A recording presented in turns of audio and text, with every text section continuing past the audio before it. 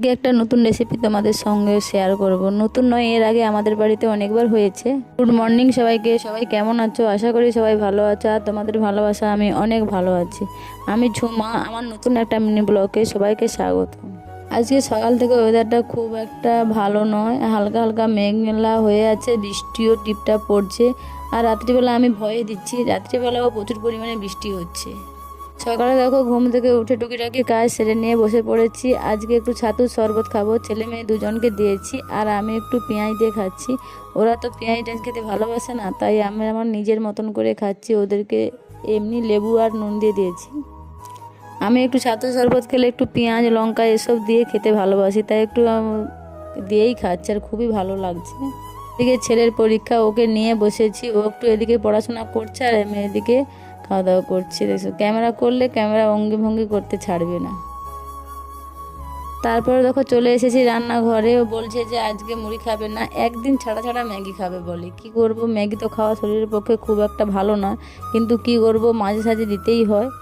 তাই আমি ওকে একটু ম্যাগি বানিয়ে দিলাম, আর আমার জন্য করেছি দেখো দুধ গরম করেছি। মেয়ে যদি খায় খাবে, না হলে আমি খেয়ে নেব।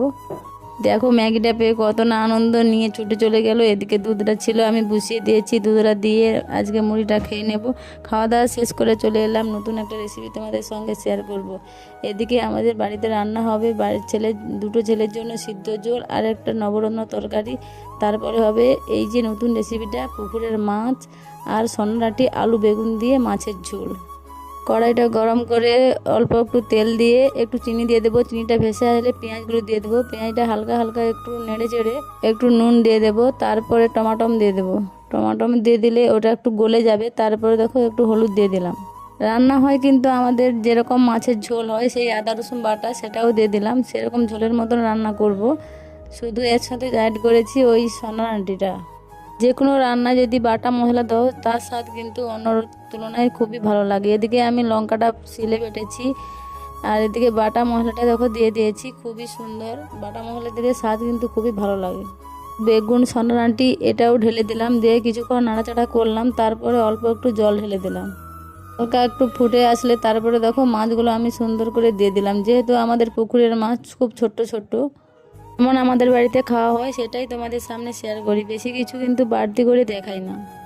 মাছগুলো ওই ঝোলের উপরে দিয়ে দেখো কিছুক্ষণ নাড়াচাড়া করে ফুটে আসলে তারপরে ওই হালকা একটু জিরে বাটা ছিল, জিরে বাটা দিলে কিন্তু স্বাদ ভালো লাগে। আর এতেই আমি জিরে বাটা দিয়ে আজকে রান্নাটা করব, তাই জিরে বাটা দিয়ে নামিয়ে নেব। যেহেতু আলুটা আমি আগে থেকে সিদ্ধ করে রেখেছিলাম, সুন্দরভাবে সিদ্ধ হয়ে গেছে। তারপর দেখো ঝোলটা হয়ে গেছে, নামিয়ে নিলাম। এই সন্নাটি আলু বেগুন দিয়ে মাছের ঝোল